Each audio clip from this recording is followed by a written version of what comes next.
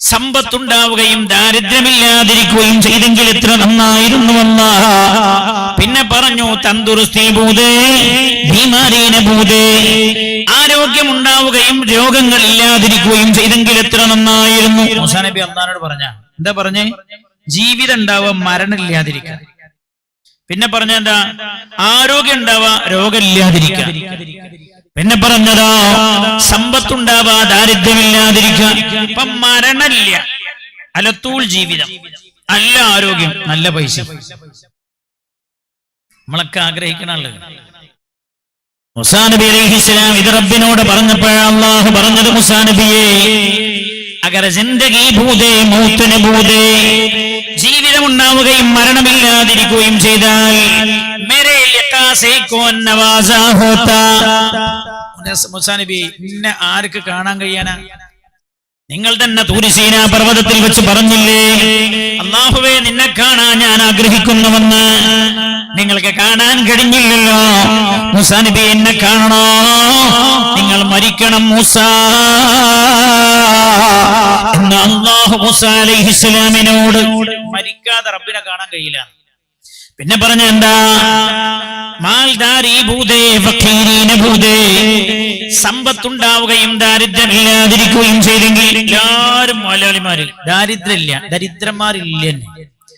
അപ്പോൾ അല്ലാഹു മൂസാ അലൈഹിസ്സലാമിനോട് പറഞ്ഞത്, മൂസാ നബിയേ അഗർ മാൽദാരി ഭൂതേ ഫഖീരീന ഭൂതേ കോൻ മേരാ ദിക്ർ അദാ കർതാ കോൻ മേരാ ശുക്ർ അദാ കർതാ. മൂസാ നബി, ആരെനിക്ക് ശുക്ർ ചെയ്യാനാ? എല്ലാവരും മോലാൽമാരാ. അപ്പൊ ഭയങ്കര തിരക്കിലോ. ജുമയൊക്കെ കണ്ടില്ല നിങ്ങള്? വെള്ളിയാഴ്ച അസ്സലാമു അലൈക്കും വറഹ്മത്തുള്ളാഹി എന്ന് പറഞ്ഞ പായലാരാ? ആരാ? വലിയ വലിയ കച്ചവടക്കാര്. വേറെ ചില കച്ചവടക്കാരുണ്ട്. ഓലെ പണി എന്താന്ന് വെച്ചാല്, മോലാളി ജുമയ്ക്ക് സുന്നിപ്പള്ളി പോകും, മറ്റേ പള്ളിയിൽ കുറച്ച് വൈകിട്ടാ ജുമയ തുടങ്ങുക. അപ്പൊ തൊഴിലാളിനെ മറ്റോടത്തേക്കും പറഞ്ഞേക്കും, എന്നാ പിന്നെ കട അടക്കണ്ടല്ലോ എന്നാ, വരുന്ന കസ്റ്റമർ ഒഴിഞ്ഞു പോകണ്ടല്ലോ എന്നാ. إذا نودي للصلاة من يوم الجمعة فاسعوا إلى ذكر الله. ആ രീതിയിലുള്ള തന്ത്രങ്ങളൊന്നും നിങ്ങൾക്ക് നന്നല്ല. ബാങ്ക് വിളിച്ചാൽ നിങ്ങളെല്ലാം ഏർപ്പാട് നിർത്തിവെച്ച് പള്ളിയിൽ പോയിക്കോളുമെന്ന് ഖുർആൻ. അതാ നിങ്ങൾക്ക് നല്ലത് എന്ന്. ഇൻകുന്തും തഅലമൂൻ, നിങ്ങൾ കാര്യങ്ങൾ അറിയുന്നവരായിരുന്നെങ്കിൽ, മനസ്സിലാക്കിയിരുന്നവരായിരുന്നെങ്കിൽ. ഇങ്ങനെ ഒരു ചെറുപ്പക്കാരൻ പറഞ്ഞു, ഉസ്താദേ എന്റെ ജുമ ശരിയാവും അറിയില്ല, എല്ലാ വെള്ളിയാഴ്ചയും ഞാൻ മലയാളത്തിൽ ഖുത്ബ പള്ളിക്കാ പോയില്ല. അപ്പൊ ഞാൻ എന്താ എങ്ങനെ പോണ? എന്നോട് ഞാൻ മൊലാളി കടറക്കാൻ സമ്മതിക്കൂല. മൊലാളി സുന്നിപ്പള്ളി പോയിട്ട് 1:30 തിരിച്ചു വരും, മറ്റോടത്ത് 1:40 പ്രസംഗം തീരാ. അപ്പൊ എന്നെ അങ്ങോട്ട് പറഞ്ഞേക്കും, എല്ലാരും സമ്പന്നരാണെങ്കിൽ മൂസാ നബി എനിക്കൊരു ശുക്ർ ചെയ്യാൻ, അൽഹംദുലില്ലാ എന്ന് ആർക്ക് പറയാൻ സമയം കിട്ടാനാ? അല്ലേ, പാവങ്ങളല്ലേ. ഒരു ജുമ കഴിഞ്ഞ്, ദിക്ർ കഴിഞ്ഞ്, ദുആ കഴിഞ്ഞ്, 2ാം ദുആയും കഴിഞ്ഞ് പിന്നിന്റെ കൂടെ. പിന്നെ പറഞ്ഞതെന്താ?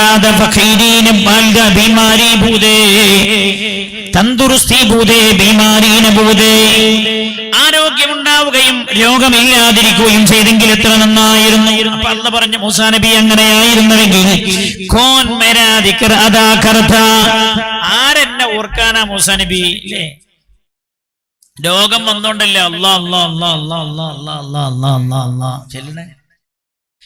ഇത്ര വലിയ ജനം ഇവിടെ ദ്വാരക്കാൻ കൂടിയത് എന്തുകൊണ്ടാ? നിങ്ങൾ മിണ്ടില്ല. എന്റെ പ്രസംഗം കേൾക്കാൻ വന്നതാണ് നിങ്ങളെന്ന വിഡ്ഢി, ആ രീതിയിലുള്ളൊരു ചിന്തിക്കാൻ മാത്രം വിഡ്ഢിയല്ല ഞാൻ. എല്ലാരും ബേജാറില്ല. അതുകൊണ്ടുള്ള ദ്വാ സമ്മേളനത്തിലൊക്കെ പോവാ, ഉള്ള മാർച്ചിലൊക്കെ പോവാ, ഉള്ള പ്രതിഷേധത്തിലൊക്കെ പോവാ, എല്ലാം അല്ലേ. അഗർ ഫഖീരീന ഭൂതേ അഗർ മാൽദാരി ഭൂതേ ഫഖീരീന ഭൂതേ കോൻ മേരാ ദിക്ർ അദാ കർതാ, ആരെന്നെ ഓർക്കാനാ? അല്ലേ, രോഗിയാകുമ്പോഴല്ലേ. ഒരാൾ എന്നോട് പറഞ്ഞു, വയസ്സായപ്പോൾ അപ്പൊ അല്ലാ അല്ലാന്ന് കൂടുതൽ പറയാൻ സമയം എന്താ, ഇയാൾക്ക് നീക്കുമ്പോ ഒരു 10 അല്ലാന്നെങ്കിലും പറയണം, എന്നാലേ നീക്കുള്ളൂ. കയ്യൊക്കെ ഒരു സ്ഥലത്ത് കുത്തി അല്ലാ അല്ലാ അല്ലാ അല്ലാ ഒരു 10 അല്ലാ ചെല്ലും. 25ാമത്തെ വയസ്സിലോ ഒരല്ലാന്നും കൂടി പറയാതെ നീച്ചു പായില്ലേ. അല്ലാഹു മൂസാ അലൈഹിസ്സലാമിനോട് ചോദിച്ചതാ. കലീമുല്ലാഹി മൂസാ അലൈഹിസ്സലാം റബ്ബിനോട് ഒരിക്കൽ ചോദിച്ചു, യാ റബ്ബി അൻത ഫിസ്സമാ, അല്ലാഹുവേ നീ ആകാശത്തിലാണല്ലോ, ഞങ്ങൾ ഭൂമിയിലുമാണല്ലോ റബ്ബേ ഉള്ളത്. നീ ആകാശത്തിലാണല്ലോ, ഞങ്ങൾ ഭൂമിയിലാണല്ലോ. ഫമാ അലാമത്തു ഗളബിക മിൻ അല്ലാഹുവേ നീ ഞങ്ങളുടെ കാര്യത്തിൽ കുപിതനാണോ അതോ സന്തുഷ്ടനാണോ എന്ന് ഞങ്ങൾക്ക് തിരിച്ചറിയാനുള്ള മാർഗം എന്താണ്? മൂസാ നബി അല്ലാഹുവിനോട് ചോദിച്ചതാണ് അല്ലേ. ഭർത്താവ് സന്തോഷത്തിലാണോ ദുഃഖത്തിലാണോ എന്ന് വേൻ തിരിയില്ലേ? നിങ്ങൾ മിണ്ടില്ല, വേൻ തിരിയില്ലേ? ഭാര്യ സന്തോഷത്തിലാണോ ടെൻഷനാണോ വേൻ തിരിയില്ലേ? ഓഹോ, വേൻ തിരി, വേ മനസ്സിലാവും. അല്ലാഹുവിനോട് മൂസാ അലൈഹിസ്സലാം ചോദിച്ചു, മൂസാ നബി അല്ലാഹുവേ നീ ആകാശത്തിലാണല്ലോ റബ്ബേ, ഞങ്ങൾ ഭൂമിയിലുമാണല്ലോ. ഫമാ അലാമത്തു റിദാ ഫമാ അലാമത്തു ഗളബിക മിൻ റിദാ നീ ഞങ്ങളുടെ കാര്യത്തിൽ സന്തുഷ്ടനാണോ കുപിതനാണോ എന്ന് ഞങ്ങൾക്ക് എങ്ങനെ മനസ്സിലാക്കാൻ കഴിയും? നിങ്ങൾ ശ്രദ്ധിക്കണേ. അല്ലാഹുവിന് കൊടുത്ത മറുപടി എന്താ? മൂസാ നബിയേ ഇദസ്തഅമൽതു അലൈക്കും ഖിയാറകും ഞാൻ നിങ്ങളുടെ മേൽ അധികാരത്തിലേറ്റിയത്, നിങ്ങളുടെ അധികാരികളായി വന്നത് നിങ്ങളുടെ കൂട്ടത്തിലെ ഏറ്റവും നല്ല ആളുകളാണെങ്കിൽ ഇദസ്തഅമൽതു അലൈക്കും ഖിയാറകും നിങ്ങളുടെ മേൽ ഞാൻ അധികാരത്തിലേറ്റിയത് നിങ്ങളുടെ കൂട്ടത്തിലെ നല്ല മനുഷ്യരെയാണെങ്കിൽ ഫഹുവ അലാമതു ഇലായ അൻകും ഞാൻ നിങ്ങളുടെ കാര്യത്തിൽ സന്തുഷ്ടനാണ് എന്നതിന്റെ തെളിവതാണ് എന്ന് കലീമുല്ലാഹി മൂസ അലൈഹിസ്സലാമിനോട് രാജാതിരാജനായ അല്ലാഹു ഓർമ്മപ്പെടുത്തുകയാണ്. ഇദസ്തഅമൽതു അലൈക്കും ഖിയാറകും ഫഹുവ അലാമതു റിദായ അൻകും നിങ്ങളുടെ മേൽ അധികാരത്തിൽ വന്നത് നിങ്ങളോട് ഗുണം ചെയ്യുന്ന നല്ല ഭരണാധികാരികളാണോ എന്നാൽ ഞാൻ നിങ്ങളുടെ കാര്യത്തിൽ സന്തുഷ്ടനാണ് എന്നതാണ് അതിന്റെ അർത്ഥം. വൈദസ്തഅമൽതു അലൈക്കും ശിറാറകും എന്നാൽ നിങ്ങളുടെ മേൽ അധികാരത്തിലെത്തിയത് ഞാൻ അധികാരത്തിലെത്തിച്ചത് ശിറാറകും നിങ്ങളുടെ കൂട്ടത്തിൽ നിങ്ങളോട് തിന്മ ചെയ്യുന്ന ആളുകളെയാണ് എങ്കിൽ നിങ്ങളോട് തിന്മ ചെയ്യുന്ന ആളുകളാണ് നിങ്ങളുടെ മേൽ അധികാരികളായി വന്നത് എങ്കിൽ ഫഹുവ അലാമത്തു സുഖ്തി അലൈക്കും നിങ്ങളുടെ കാര്യത്തിൽ ഞാൻ കുപിതനാണ് എന്നാണ് അതിന്റെ സൂചന എന്ന് അതിന്റെ അർത്ഥമെന്ന് കലീമുല്ലാഹി മൂസ അലൈഹിസ്സലാമിനോട് അർഹമുർ റഹീമീനായ റബ്ബ് സുബ്ഹാനഹു വ തആല പറയുകയാണ്. ഏത് മൂസാ നബി അറിയോ? ആ മൂസാ നബിയുടെയും സമുദായത്തിന്റെ മേൽ അല്ലാഹു ഫറോവയെ അധികാരപ്പെടുത്തി. ഫറോവയായിരുന്നല്ലോ അന്ന് ഈജിപ്ത് ഭരിച്ചിരുന്നത്.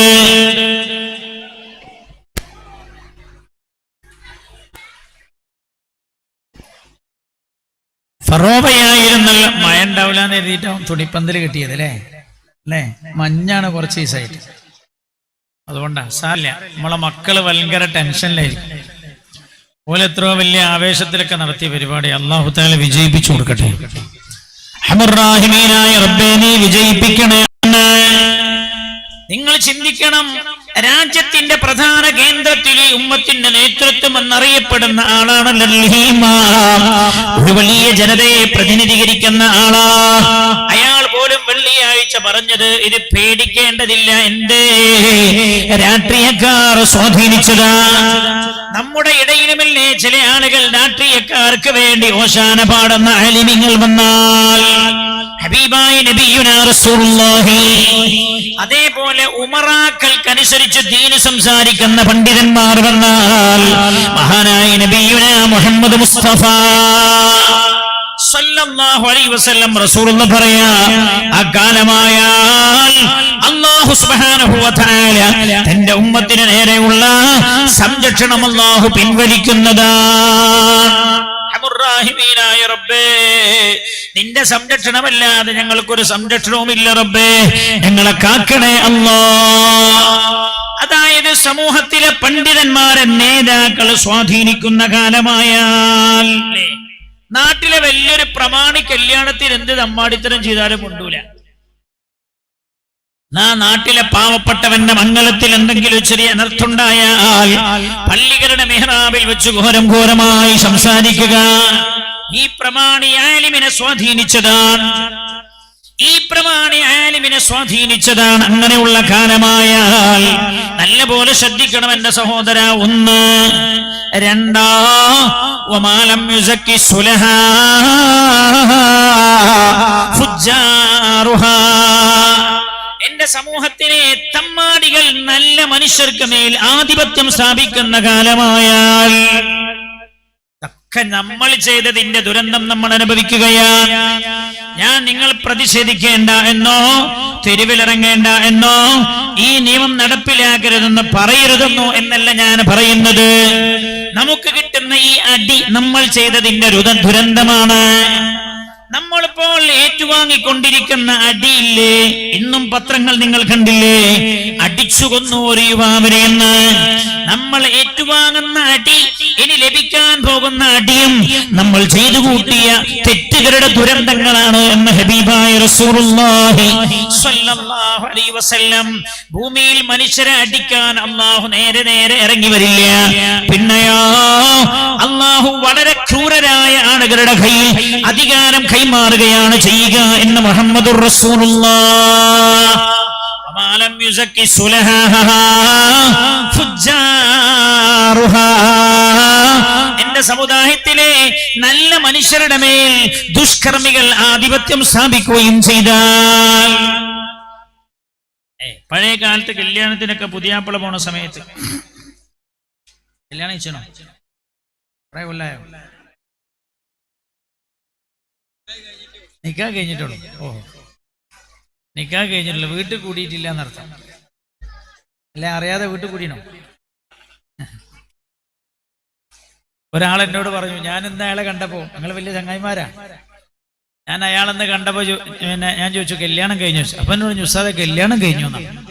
അപ്പൊ ഞാൻ എന്നോട് പറഞ്ഞു കല്യാണം കഴിഞ്ഞില്ല, നിക്കാഹേ കഴിഞ്ഞിട്ടുള്ളൂ. അപ്പൊ ഞാൻ ചോദിച്ചു എന്ത് എന്നോട് പറയാഞ്ഞെന്ന് വെച്ചു. അപ്പൊ എന്നോട് പറഞ്ഞു അത് കല്യാണം പറയാന്ന് വിചാരിച്ചിട്ടേന്നു. അപ്പൊ ഞാൻ ചോദിച്ചു കല്യാണം എന്നാ? അപ്പൊ എന്നോട് ഇനി കല്യാണം ഇല്ല അറിഞ്ഞ. അപ്പൊ ഞാൻ ചോദിച്ചാ എന്താ? എന്നോട് ഭാര്യ 6 മാസം ഗർഭിണിയാണ്, അതുകൊണ്ട് ഞാൻ കല്യാണം ഇല്ല.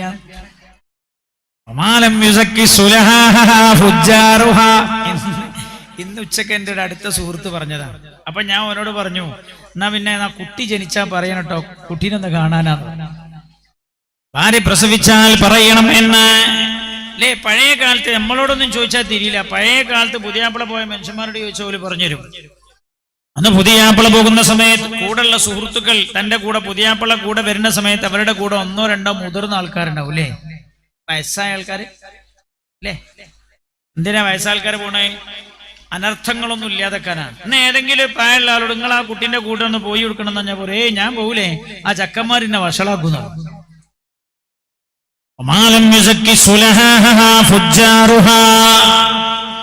തമ്മാടികൾ നല്ല മനുഷ്യർക്ക് മേൽ ആധിപത്യം സ്ഥാപിക്കുന്ന കാലമായാൽ ഹബീബായ നബിയുനാ റസൂലുള്ളാഹി മട്ടന്നൂരിൽ നിന്ന് തലശ്ശേരിയിലേക്ക് പോകുന്ന ഒരു സ്ഥലത്തിന്റെ പേര് ഞാൻ പറയില്ല.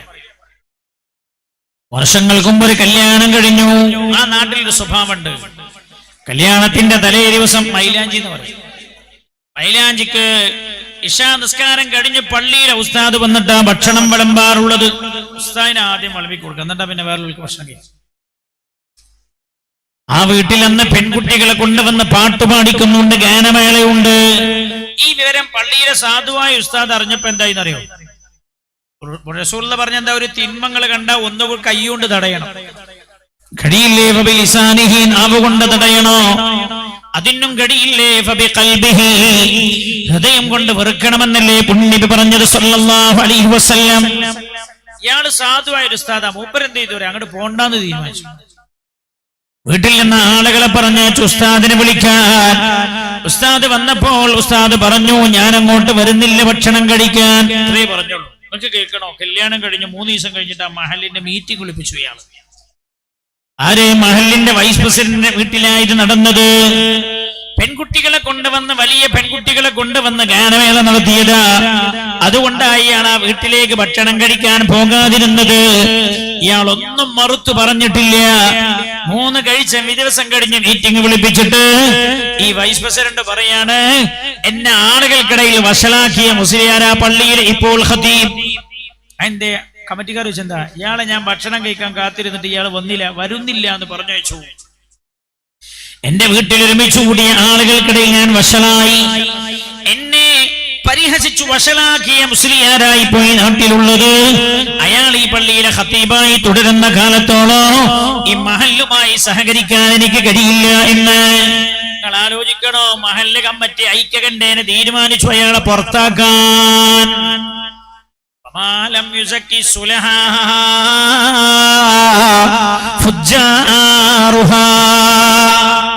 തമ്മാടികൾ സൽക്രമികളായ ആളുകളുടെ മേൽ ആധിപത്യം സ്ഥാപിക്കാൻ തുടങ്ങിയാൽ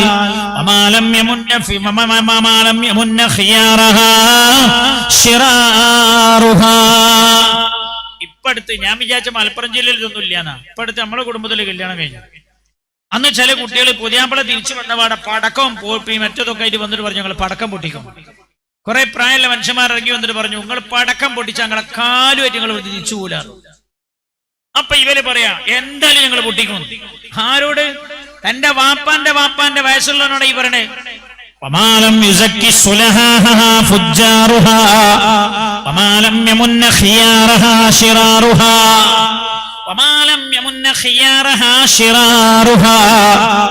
അല്ലാഹുവിന്റെ ഹബീബ് പറയുന്നത് നല്ല മനുഷ്യർക്ക് തമ്മാടികളായ ആളുകൾ ചെയ്തു കൊടുക്കുന്ന ഗുണങ്ങളൊക്കെ അവർ എടുത്തു പറയുന്ന കാലമായാൽ വല്ലാത്ത ഒരു അത്ഭുതമാണ് ഈ ഹദീസ് അല്ലേ. ഇന്ന് മുസ്ലിം ഉമ്മത്തിന്റെ പ്രശ്നമൊന്നും പള്ളിയിൽ നിന്നല്ലല്ലോ പരിഹരിക്കണാണോ? പള്ളിയിൽ നിന്ന് കാലിയാർ പറഞ്ഞാൽ കേൾക്കൂല. പിന്നെ ആര് പറയണം? പാർട്ടി ഓഫീസിൽ നിന്ന് കേളുവൈദ്യര് പറയണം. അവന്റെ മുഷ്ടി ചുരുട്ടിയിട്ടവൻ പറയാ അല്ലേ. ഖാദിയാരുടെ മുമ്പിൽ ഇരുന്നിട്ട് എത്ര വിഷയം ചർച്ച ചെയ്ത് ഫലം അതിന് പരിഹാരമാകാതെ പിരിഞ്ഞത്. എന്നാലോ പാർട്ടി ഓഫീസിലെ ആളുകൾ വിളിച്ചിട്ട് വിഷയം പറഞ്ഞ് പരിഹരിക്കപ്പെട്ടു. കുടുംബ കോടതിയിലെ ഖാദിയാരുടെ മുമ്പിൽ നിന്ന് തീർക്കാൻ കഴിയാത്തത് കൊണ്ട് കുടുംബ കോടതിയിലായി സമുദായത്തിന്റെ പല വിഷയങ്ങളുമുള്ളത്. അല്ലാഹുവിന്റെ ഹബീബ് പറയുന്നത്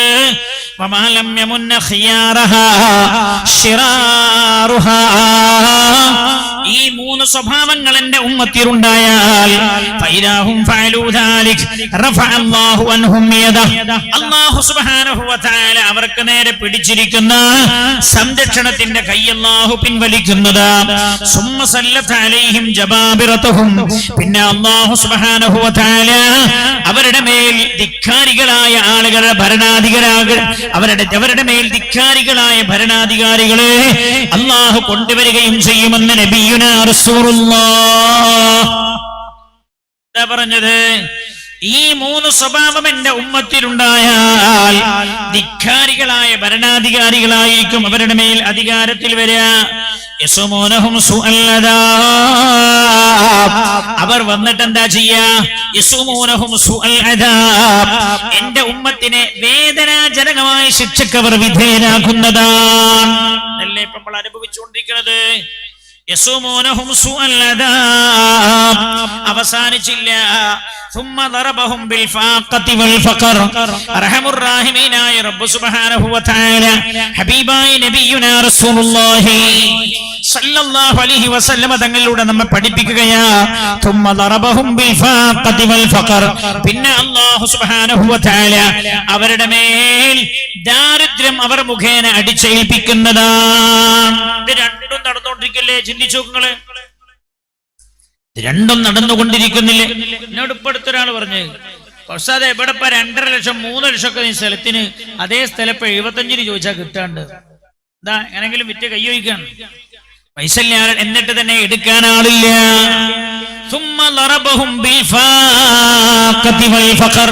അമ്മമാര് നല്ല ശ്രദ്ധിക്കണം. അന്ന് ഗൾഫിന്റെ പണത്തിന്റെ പളപളപ്പിൽ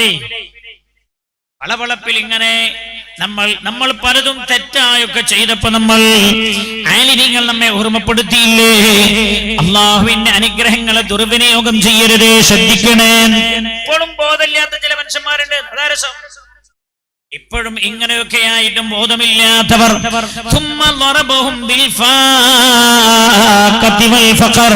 പിന്നെ നിങ്ങളുടെ മേൽ അവർ മുഖേന അല്ലാഹു ദാരിദ്ര്യം അടിച്ചേൽപ്പിക്കുമെന്ന് റസൂലുള്ളാഹ് സല്ലല്ലാഹു അലൈഹി വസല്ലം. ഗൾഫിൽ നിന്ന് ആൾക്കാരെ തിരിച്ചു വരാൻ തുടങ്ങി. അവിടെ ഓല് പറഞ്ഞെന്താ, ഞമ്മക്കെന്റെ ജോലിയിൽ ഞങ്ങൾ പോയിക്കോളീന. ഇവിടെയാണെങ്കിലോ ഇന്ന് പോലും നിങ്ങൾ കണ്ടില്ലേ, ഞാൻ ഈ സദസ്സിലേക്ക് വരുമ്പോ വരുന്ന വഴിക്കെന്തോ ഒരു കൂട്ടായ്മ നടക്കുന്നുണ്ട്. അത് നമ്മളല്ല, അധികവും ഹൈന്ദവ സ്ത്രീകളാണ് അതിൽ ഇരിക്കുന്നത് കണ്ടത്.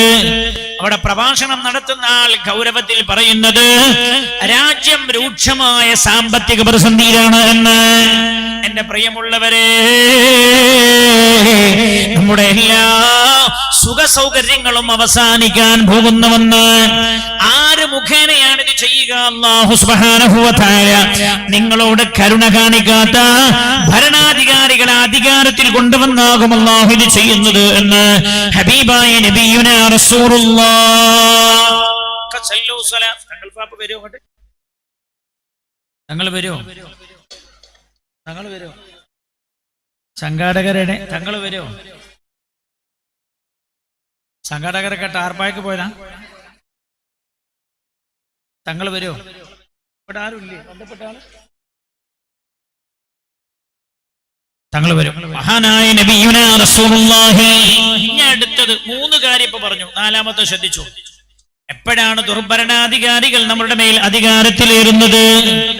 സയ്യിദുനാ അനസ് റളിയല്ലാഹു അൻഹു പറയാം, ഖാല റസൂലുള്ളാഹി സ്വല്ലല്ലാഹു അലൈഹി വസല്ലം, ഹബീബായ നബിയുനാ റസൂലുള്ളാഹി സ്വല്ലല്ലാഹു അലൈഹി വസല്ലം തങ്ങൾ പറഞ്ഞതായി സയ്യിദുനാ അനസ് റളിയല്ലാഹു അൻഹു, ലാ ഇലാഹ ഇല്ലല്ലാഹ്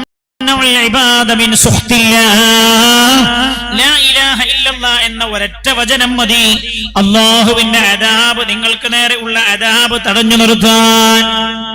അപ്പൊ മോഡി ഒറ്റ ദിവസം കൊണ്ട് അധികാരത്തുനിന്ന് ബ്രിട്ടനാവാൻ എല്ലാരും കൂടി ലാ ഇലാഹ ഇല്ലല്ലാഹ് ചൊല്ലിയിട്ടാണ് ഇത് വരുന്നാ മതി. ഹദീസാ? തെറ്റോ? തെറ്റോ? നിങ്ങളെ മുണ്ടില്ല, തെറ്റോ? നല്ല ശ്രദ്ധിച്ചോളൂ. മോഡി ഇന്നിപ്പോ വരുമ്പോൾ ആരോ ചോദിച്ചു, എന്നിട്ട് എന്താ ഒന്നും ആവാത്ത? അല്ലാഹു തആല ഇതൊന്നും കാണുന്നില്ലേ? ജനങ്ങൾ എങ്ങനെ ബുദ്ധിമുട്ടിക്കണ്? കേട്ടോളൂ, ഹദീസാൻ. ലാ ഇലാഹ ഇല്ലല്ലാഹ് തംനഉൽ ഇബാദ മിൻ സുഖ്തില്ലാഹ്. ലാ ഇലാഹ ഇല്ലല്ലാഹ് എന്ന് ചൊല്ലി ദുആ ചെയ്താൽ തന്നെ അല്ലാഹുവിന്റെ അദാബിൽ നിങ്ങൾക്ക് രക്ഷപ്പെടാൻ കഴിയും. പക്ഷെ ഒരു കണ്ടീഷൻ ഉണ്ട്. എന്താണ് ആ കണ്ടീഷൻ? മാലം യുതിറു സബഖത ദുനിയാഹും അലാ ദീനിഹിം. ദീനിന്റെ കാര്യത്തിന് ദുന്യാവിന് ദീനിനേക്കാൾ പ്രാധാന്യം നൽകാതിരിക്കണം. ദുന്യാവിന്റെ കാര്യത്തിന് ദീനിനേക്കാൾ പ്രാധാന്യം നൽകാതിരിക്കണം. അതാണ് അതിന്റെ കണ്ടീഷൻ. എന്താ കണ്ടീഷൻ? ദീനിനേക്കാൾ ദുന്യാവിന് പ്രാധാന്യം നൽകരുത്. അങ്ങനെ ഒരു ജനതയാണ് നിങ്ങളെങ്കിൽ ഒരൊറ്റ ലാ ഇലാഹ ഇല്ലല്ലാഹ് മതി അല്ലാഹുവിന്റെ അദാബിൽ നിന്ന് നിങ്ങൾക്ക് രക്ഷ തരാൻ. ഇത് രാജ്യത്തെ 90% മുസ്ലിങ്ങൾ എന്നല്ല, നമ്മുടെ സഹോദര സമുദായത്തിലെ ആളുകൾ പോലോ നമുക്ക് പിന്തുണ പ്രഖ്യാപിച്ചു മാർച്ചുകൾ നടത്തിയിട്ട് പോലോ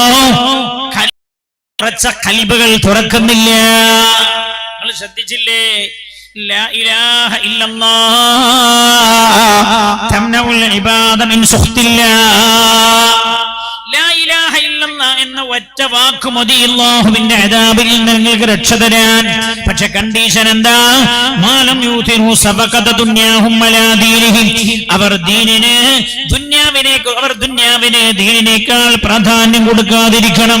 ഫഇദാ ആതറു സബഖത ദുനിയാഹും അലാ ദീനിഹിം. അവർ ദുനിയാവിനെ ദീനിനേക്കാൾ പ്രാധാന്യം കൊടുക്കാൻ തുടങ്ങിയാലോ ثم قالوا لا اله الا الله, പിന്നവർ ലാ ഇലാഹ ഇല്ലല്ലാഹ് എന്ന് പറയുകയും ചെയ്താൽ റുദ്ദ അലൈഹിം, അല്ലാഹു അത് സ്വീകരിക്കില്ല. റുദ്ദ അലൈഹിം, അത് അവരുടെ മേൽ തന്നെ മടക്കപ്പെടുന്നതാണ്. അപ്പോ ലാ ഇലാഹ ഇല്ലല്ലാഹ് എന്ന് ചൊല്ലി ദ്വാരുന്ന ഉത്തരം കിട്ടാനുള്ള കണ്ടീഷൻ എന്താ അറിയോ? ഭരണാധികാരികളെ അധികാരത്തിൽ നിന്ന് ഇറക്കി വിടാൻ ഒരൊറ്റ ദുആ മതി. പക്ഷേ ഇതിനൊരു കണ്ടീഷൻ ഉണ്ട്.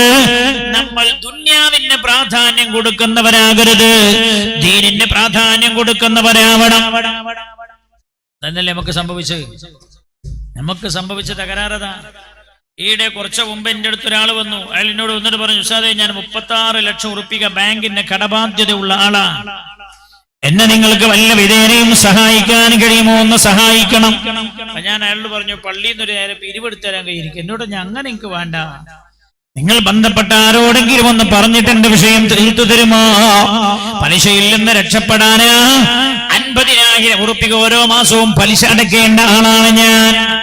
ഇയാൾ എന്നോട് പറയാ, ഞാൻ ഇപ്പോഴും ഓർക്കുന്ന ആള്, അയാൾ എന്നോട് പറയാ 36 ലക്ഷം ഉറുപ്പിക ഞാൻ ബാങ്കിന്റെ ബാധ്യസ്ഥന്. ഞാൻ വിചാരിച്ചെന്താ അറിയോ, ഇയാള് മോളെ കെട്ടിക്ക് അല്ലെങ്കിൽ എന്തെങ്കിലുമൊക്കെ ബിസിനസ് തുടങ്ങി പൊട്ടിപ്പോയതായിരിക്കുന്ന. ഞാൻ ചോദിച്ചു, നിങ്ങൾ എങ്ങനെയാ ഇത്ര വലിയ ബാധ്യസ്ഥനായത്? ഇയാൾ എന്നോട് പറഞ്ഞു, ഉസ്താദേ ഞാൻ വീടെടുത്ത കടക്കാരനായി പോയതാണ്. അപ്പൊ ഞാൻ ഇയാളോട് ചോദിച്ചു, നിങ്ങൾ എന്തിനെ പൈസ ഇല്ലാതെ വീടെടുത്തത്? എന്തെങ്കിലുമൊക്കെ ഒരു പണം ഉണ്ടായിട്ടല്ലേ വീടെടുക്കലേ? അപ്പൊ എന്നോട് പറഞ്ഞു, ഉസ്താദേ അല്ല, എന്റെ കയ്യിൽ 78 ലക്ഷം ഉറുപ്പ്യ ഉണ്ടായിരുന്നു, അത് തികയാതെ വന്നപ്പോൾ കടമെടുത്തതാണ്. അല്ല ശ്രദ്ധിക്കണേ, ഈ ഉമ്മത്തിനെ സഹായിക്കേണ്ട വല്ല ബാധ്യതയും അർഹമുർ റഹീമീനായ റബ്ബിനുണ്ടോ എന്ന് നമ്മൾ തന്നെ പറയും. നമ്മളെ സഹായിക്കേണ്ട ബാധ്യത റബ്ബിനുണ്ടോന്ന്. ഇയാൾ എന്നോട് പറയാം, 78 ലക്ഷം റുപ്യ എന്റെ കയ്യിലുണ്ടായിരുന്നു, തികയാതെ വന്നുകൊണ്ട് ഞാൻ ബാങ്കിൽ നിന്ന് ലോൺ എടുത്തതാണ്. അപ്പൊ എനിക്ക് മനസ്സിലായി, ഇയാൾ 1 കോടിയുടെ മുകളിലുള്ള വീടാണ് ഇയാൾ എടുത്തത് എന്ന്.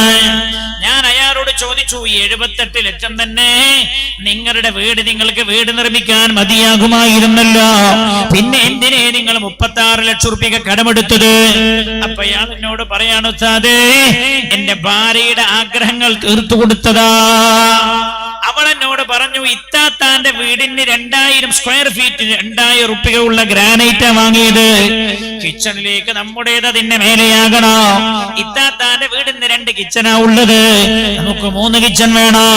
ഇയാള് പറയാ, ദുരഭിമാനത്തിന്റെ പേരിൽ എന്റെ ഭാര്യതൊക്കെ പറഞ്ഞതൊക്കെ ഞാൻ കേട്ട് ഞാൻ എന്റെ കയ്യിലുള്ള 78 ലക്ഷം മതിയാകാതെ വന്നപ്പോ 36 ലക്ഷം ഞാൻ വീണ്ടും കടമെടുക്കേണ്ടി വന്നതാ. ഞാൻ എന്ന ബാങ്കിന്റെ കടബാധ്യത ഉള്ളവനാ.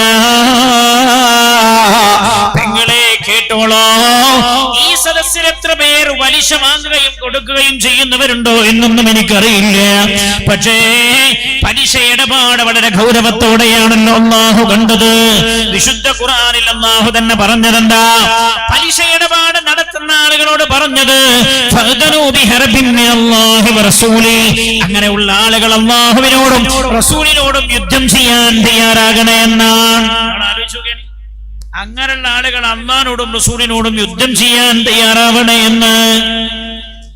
നമ്മൾ നിസ്സാരമായ പ്രശ്നങ്ങൾക്കല്ലേ ബാങ്കിൽ പോയി പണം കടം വാങ്ങിയത്? സ്വർണ്ണാഭരണങ്ങൾ ബാങ്കിൽ വെച്ച് കടം വാങ്ങിയത് അല്ലേ? നല്ലൊരു വണ്ടിയിൽ സഞ്ചരിക്കാനല്ലേ ബാങ്കിൽ കടബാധ്യത ഉണ്ടാക്കിയത്? ഒരുത്തനോട് പറഞ്ഞു, ഞാൻ 85 ലക്ഷത്തിന്റെ BMW വാങ്ങിയത്. എന്നോട് പറഞ്ഞു 35 ലക്ഷം ഞാൻ ലോൺ എടുത്തതാണ്. എന്തിന്? കൈ പൈസ ഇല്ലാത്തോണ്ട്. എല്ലാ പൈസ കണ്ടു സാറേ, പക്ഷെ മുഴുവൻ പൈസയും കൂടി ഞാൻ കിട്ടിയാൽ ഇൻകം ടാക്സുകാർ വരും, കണക്ക് കാണിക്കേണ്ടി വരും. ഞാൻ എന്നോട് ചോദിച്ചു, കണക്ക് കാണിക്കണ്ടെന്ന് ഏത് കിതാബിലാ പറഞ്ഞത്? ഇയാൾ 36 ലക്ഷം റുപ്യ കെട്ടിയിട്ട് ബാക്കിയുള്ള പണം അയാൾ ബാങ്കിൽ നിന്ന് ലോൺ എടുത്തതാണ്, കണക്ക് കാണിക്കേണ്ടി വരും എന്ന് കരുതിയിട്ട് നമുക്ക് കിട്ടുന്ന അടി അള്ളാന്റെ ഭാഗത്തു നിന്നുള്ള അടിയാണ്. പഴയ കാലത്ത് ബാങ്കിൽ ആരും പോലില്ല. ഇന്ന് ബാങ്കിന്റെ പ്രസിഡന്റ് ഒന്നാ, പള്ളിന്റെ പ്രസിഡന്റ് ഒന്നാ. പല സ്ഥലത്ത് പോയി നോക്കിയാലും ബാങ്കിന്റെ പ്രസിഡന്റും പള്ളിന്റെ പ്രസിഡന്റും ഒന്ന്. ഞാൻ ഒരാളോട് ചുങ്ങളിന്റെ മത്സരപ്പനോട് ബാങ്കിന്റെ പ്രസിഡന്റ് എങ്ങനെ നിങ്ങളെ എന്നോട്, ഞാൻ പാർട്ടിന്റെ വാക്താവായി മത്സരിച്ച പാർട്ടി പറഞ്ഞാൽ കേൾക്കാൻ പറ്റൂല, അല്ല പറഞ്ഞാൽ കേൾക്കാതിരിക്കാം, പാർട്ടി പറഞ്ഞാൽ കേൾക്കാതിരിക്കാൻ പറ്റൂല. അടി അമ്മക്കല്ലാതെ പിന്നെ ആർക്ക് കിട്ടണ്ടേ? നമുക്കല്ലാതെ ആർക്കാ പിന്നെ അടി കിട്ടേണ്ടത്? നമ്മളല്ലാതെ പേര് ഏത് ഉമ്മത്ത ഉരുട്ടി കൊല ചെയ്യപ്പെടേണ്ടത്? നമ്മുടെ തലക്കല്ലാതെ പിന്നെ ഏത് ഉമ്മത്തിന്റെ തലക്ക അടി കിട്ടേണ്ടത്? ഹദീസായി സംസാരിക്കുന്നത് അല്ലാഹുവിന്റെ ഹബീബ് പറയാ, മാലം യൂതിഉ സബഖത ദുനിയാഹും അലാ ദീനിഹിം. അല്ലാഹുവിന്റെ ഭാഗത്തുനിന്ന് സഹായം നിങ്ങൾക്ക് കിട്ടണോ? നിങ്ങൾ ദുനിയാവിന് ദീനിനേക്കാൾ പ്രാധാന്യം നൽകാതിരിക്കണമെന്ന് ഹബീബായ നബിയുനാ റസൂലുള്ളാഹ് സല്ലല്ലാഹു അലൈഹി വസല്ലം. നമ്മൾ നല്ല വണ്ടിയിൽ സഞ്ചരിക്കണം എന്ന് എഴുതിയിട്ടല്ലേ ബാങ്കിൽ കടക്കാരായത്? നമ്മൾ നല്ലൊരു സൽക്കാരം നടത്തണം അല്ലേ? ചില പെണ്ണുങ്ങളുണ്ട്, ചെറിയ ചെറിയ സില്ലി കാര്യത്തിന് ഒരു ബാങ്കിൽ കൊണ്ടേക്കും, സ്വർണം കൊണ്ടേക്കും. എന്നിട്ട് പോലെ പറയാ, സുഖല്ലേ, 3% പലിശയുള്ളൂ. നല്ല വർത്താന, 3% പലിശയുള്ളൂ. പലിശയുടെ ഒരു നാണയത്തെ കുറിച്ച് അല്ലാഹുവിന്റെ ഹബീബ് പറഞ്ഞതെന്താ? ദിർഹമും മിനർ റിബാ. ആ പലിശയിൽ നിന്നുണ്ടാകുന്ന 1 റുപ്പിക തന്റെ മാതാവിനെ 36 തവണ വ്യഭിചരിക്കുന്നതിനേക്കാളും ഗൗരവമാണ് പലിശയുടെ 1 റുപ്യ എന്ന് നബിയുനാ റസൂലുള്ളാഹി. എന്തുകൊണ്ട് നമുക്ക് സഹായം കിട്ടാത്തെന്ന് വെച്ചാലേ നമ്മളിപ്പോഴും ദുന്യാവിന്റെ പിന്നിലാണ്. അങ്ങനെ ഒരു സമൂഹത്തെ സഹായിക്കാനുള്ള ബാധ്യത അള്ളാഹു ഏറ്റെടുത്തിട്ടില്ല, റഹ്മാനായ റബ്ബ് ഏറ്റെടുത്തിട്ടില്ല. അപ്പൊ ചില ആൾക്കാർ ചോദിക്കും, എന്താ ഈ മുസ്ലിങ്ങൾക്ക് മാത്രം അങ്ങനെ പീഡനം എല്ലാ സ്ഥലത്തും? നമ്മൾ മുസ്ലിം ആകത്തോണ്ട് മുസ്ലിമായ അവന് പീഡനമില്ല എന്നാണ്. നമ്മൾ ഒറിജിനൽ മുഅ്മിനീങ്ങളാവാത്തത് കൊണ്ടാ. നിങ്ങൾ തന്നെയാണ് ലോകത്തെ ഏറ്റവും ഉത്തമർ നിങ്ങൾ മുഅ്മിനീങ്ങളാണെങ്കിൽ എന്ന് വിശുദ്ധ ഖുർആൻ. ആലോചിച്ചൂല്ലേ, എന്താ ദുന്യാവിന് ദീനിനേക്കാൾ പ്രാധാന്യം കൊടുക്കാതിരിക്കണം. നിങ്ങൾ ചിന്തിച്ചു, നിങ്ങൾ മദ്രസ പഠിപ്പിക്കണ്ടോ സാർ? ഏത് മദ്രസ? ഹരിയാണോ? മദ്രസ പഠിപ്പിക്കണ്ടോ? ഇവിടെ പഠിപ്പിക്കണ്ടോ? ഒരൊക്കെ മദ്രസ പഠിപ്പിക്കണം. ഏതൊരു മദ്രസന്റെ അടുത്ത് 8 മണിക്ക് പോയി എന്നാലേ ഒരു 7 മണിക്ക് പോയി 7 കുട്ടികൾ ഇങ്ങനെ വരും. ഒരു 8:10 ആവുമ്പോ ഒരു 5 ആൾ പോകും. 8:15 ആവുമ്പോ ഒരു 18 ആൾ പോകും. 8:20 ആവുമ്പോ ഒരു 35 ആൾ പോകും. 8:30 ആവുമ്പോ ഒരു 45 ആൾ പോകും. അവസാനം 9 മണിക്ക് ബെല്ലടിക്കാൻ പോണ സമയത്ത് ഒരു 26 ആളുണ്ടാവുള്ളൂ പോവാൻ. ബാക്കിയൊക്കെ അതിന് മുമ്പ് പോയി കഴിഞ്ഞിട്ടുണ്ടാവും. എന്താ? വിശുദ്ധ ഖുർആന്റെ മുമ്പ് എഴുന്നേറ്റ് പോവല്. എങ്ങോട്ടാ പോണേ? ഇംഗ്ലീഷ് പഠിക്കാൻ. എന്നിട്ട് ഞമ്മളാ പറഞ്ഞ അള്ളാന്റെ സഹായം ഇല്ല, ഏടെ കിട്ടാനാ? ഞമ്മളെ തലക്കല്ലാതെ വേറൊരു ഉമ്മത്തിന്റെ തലക്ക് അടി കിട്ടേണ്ടതില്ല. നിങ്ങൾ ചിന്തിക്ക്, ഞാൻ ന്യായീകരിച്ചല്ല ഈ പറഞ്ഞ ഹദീസ് സംസാരിക്കാൻ. എപ്പോഴാ നിങ്ങളോട് ക്രൂരത ചെയ്യുന്ന ഭരണാധികാരികൾ അധികാരത്തിൽ വരിക? അല്ലാഹുവിന്റെ ഹബീബ് പറഞ്ഞില്ലേ, പെങ്ങളെ നല്ലപോലെ ചിന്തിക്കണം നിങ്ങൾ. ചില പെണ്ണുങ്ങളെ കണ്ടുപോലെ മദ്രസയ്ക്ക് കുട്ടിനെ പറഞ്ഞേക്കാൻ നീച്ചിട്ട് അങ്ങനെ തന്നെ പറഞ്ഞേക്കും. സ്കൂളിൽ പോണ സമയത്ത് കുളിച്ച് അത്തറൊക്കെ വരട്ടി ടൈ കെട്ടി പാൻറ്റിട്ട്. അപ്പൊ ഖുർആന്റെ മുമ്പക്ക് ഈ ഉറക്കത്തുനിന്ന് ഒലിച്ച മറ്റേതില്ലേ, എന്താ പറയല്, ആ സാധനം അതൊക്കെ ഒളിച്ച് ചീഞ്ഞ് നാറിയിട്ട് ആ ഖുർആന്റെ മുമ്പ് പോയിരിക്കണം. ഇംഗ്ലീഷ് പഠിക്കാൻ പോകുമ്പോഴാ നല്ല സെറ്റപ്പിലാൻ പോകുന്നത്. ഞാൻ ആലോചിക്കണം, 8 മണിക്ക് ഉസ്താദ് സൂറത്തുൽ ദുഹ എങ്ങനെ പഠിപ്പിക്കാൻ.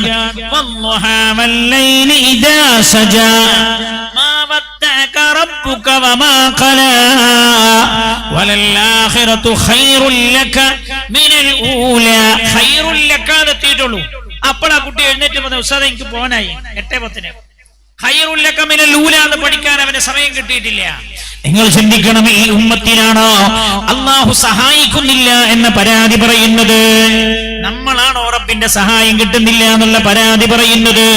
ഹബീബായ നബിയുനാ റസൂലുള്ളാഹി സ്വല്ലല്ലാഹു അലൈഹി വസല്ലം തങ്ങൾ പറയാ, അല്ലാഹു സുബ്ഹാനഹു വ തആല ഒരു ജനതയ്ക്ക് വിശുദ്ധ ഖുർആൻ പഠിക്കാനുള്ള അവസരം കൊടുത്തു. എന്നിട്ടോ ഖുർആൻ അല്ലാത്ത മറ്റൊന്നാണ് ഖുർആനിനേക്കാളും വലുത് എന്ന് ആരെങ്കിലും വിചാരിച്ചാൽ ഫഖദ് കഫറ ബിഅൻഉമില്ലാഹ്, അയാൾ അല്ലാഹുവിന്റെ അനുഗ്രഹത്തിന് നന്ദികേട് കാണിച്ചവനാണെന്ന് നബിയുനാ റസൂലുള്ളാഹ് സല്ലല്ലാഹു അലൈഹി വസല്ലം.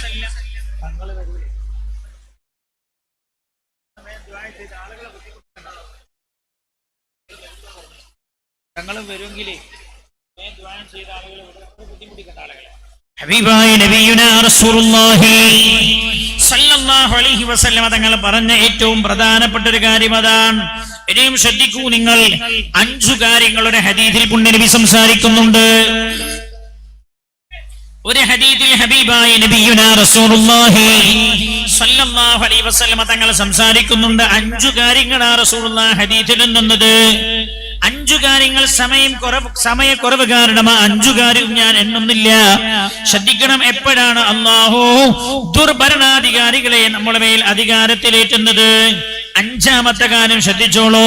ഹബീബായ നബിയുനാ റസൂലുള്ളാഹി സ്വല്ലല്ലാഹു അലൈഹി വസല്ലം തങ്ങൾ പറഞ്ഞു, വലാ നഖസ ഖൗമുൻ അൽ മിഖ്യാന വൽ മീസാൻ, ഏതൊരു ജനതയാണോ അളത്തത്തിലും തൂക്കത്തിലും കുറവ് വരുത്തുന്നത്, ഇല്ലബുത്ലു ബിസ്സിനീൻ, ആ ജനതക്ക് കടുത്ത ക്ഷാമം വരും എന്ന് നബിയുനാ റസൂലുള്ളാഹി സ്വല്ലല്ലാഹു അലൈഹി വസല്ലം.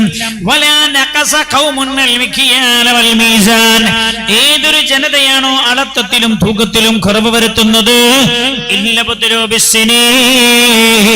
അവർക്ക് കനത്ത ക്ഷാമം വരുമെന്ന് നബിയുനാ മുഹമ്മദ് മുസ്തഫ. മാത്രമല്ല വശിദ്ദത്തിൽ മുഅന, അവരുടെ ജീവിത ചെലവ് വർദ്ധിക്കുന്നതാണ്.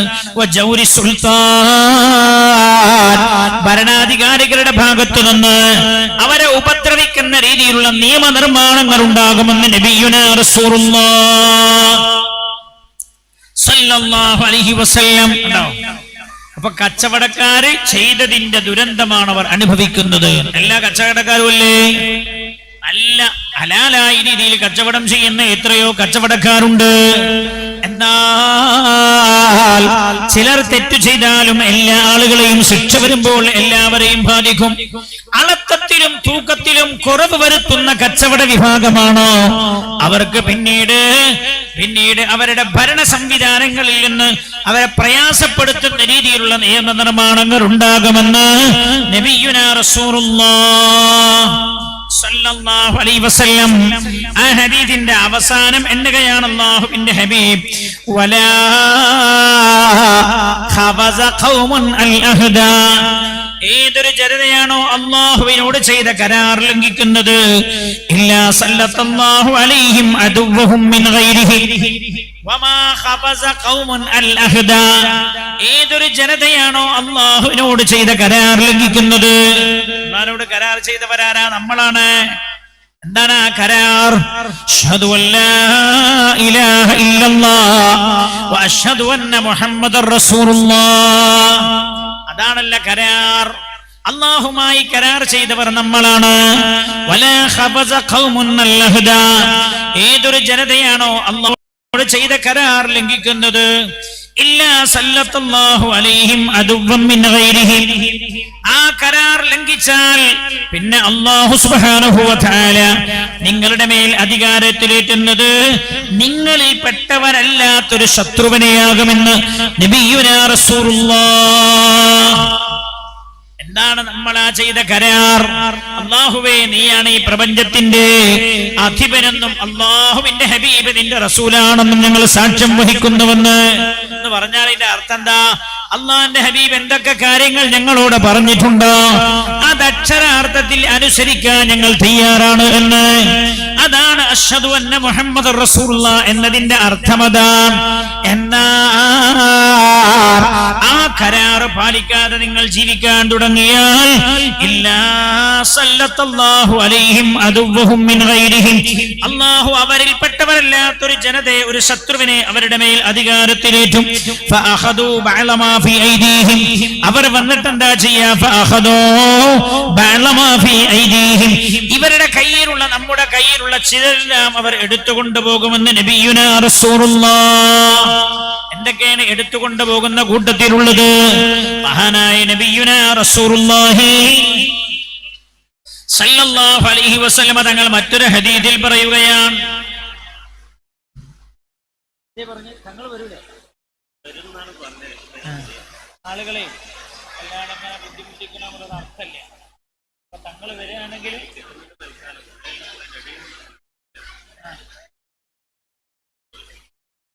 ഹബീബായ നബിയുനാ മുഹമ്മദ് മുസ്തഫ സല്ലല്ലാഹു അലൈഹി വസല്ലം സയ്യിദുനാ അബ്ദുല്ലാഹ് ബിൻ ഉമർ റളിയല്ലാഹു അൻഹു റിപ്പോർട്ട് ചെയ്യുന്ന ഹദീസാണ്, അന്ന റസൂലുള്ളാഹി സല്ലല്ലാഹു അലൈഹി വസല്ലം, അല്ലാഹുവേ റഹമുർ റഹീമീനായ റബ്ബേ, അല്ലാഹുവേ ഓരോ മഴത്തുള്ളിയും ശരീരത്തിലേക്ക് ഏറ്റെടുത്ത് നിന്റെ ഹബീബിന്റെ തിരുവചനങ്ങൾ കേട്ടുകൊണ്ടിരിക്കുന്ന ഈ സദസ്സിനെ നീ അനുഗ്രഹിക്കണേ റബ്ബേ. ഉത്തരമുള്ള സദസ്സാക്കി ഈ സദസ്സിനെ നീ കബൂൽ ചെയ്യണേ റബ്ബേ. അർഹമുർ റഹീമീനായ അല്ലാഹ്, എന്തൊക്കെ വേദനകൾ അവരുടെ ഖൽബിലുണ്ടോ ആ വേദനകൾക്കൊക്കെ നീ പരിഹാരമുള്ള സദസ്സാക്കി ഈ സദസ്സിനെ നീ മാറ്റി കൊടുക്കണേ റബ്ബേ. അർഹമുർ റഹീമീനായ അല്ലാഹ്, ഒരുപാട് വേദനകൾ ഖൽബിൽ വെച്ച് വന്നിരിക്കുന്ന സദസ്സാ റബ്ബേ സദസ്സ്. അല്ലാഹ്, നിന്റെ ഹബീബിന്റെ പ്രിയപ്പെട്ട പേരക്കുട്ടി ഈ സദസ്സിലേക്ക് വരാൻ ഈ സദസ്സ് കാത്തിരിക്കുകയാ റബ്ബേ.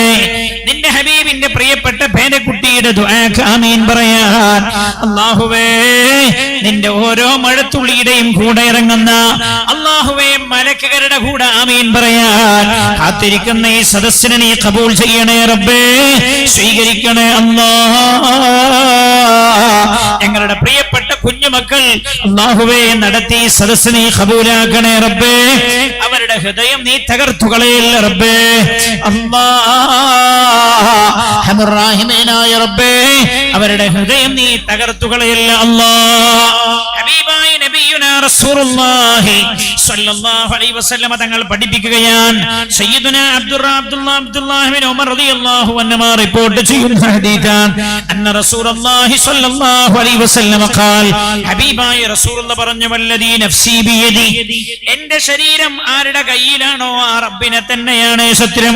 വല്ലദീ നഫ്സി ബിയദിഹി, എന്റെ ശരീരം ആരുടെ കയ്യിലാണോ ആ റബ്ബിനെ തന്നെയാണ് സത്യം. ലാ തഖൂമുസ്സാഅ, ഖിയാമത്ത് നാൾ സംഭവിക്കുകയില്ല. ഹത്താ യബ്അഥല്ലാഹു അസ്സ വജല്ല ഉമറാ ഖദിബ, കള്ളം പറയുന്ന ഭരണാധികാരികൾ രംഗത്ത് വരുന്നവരെ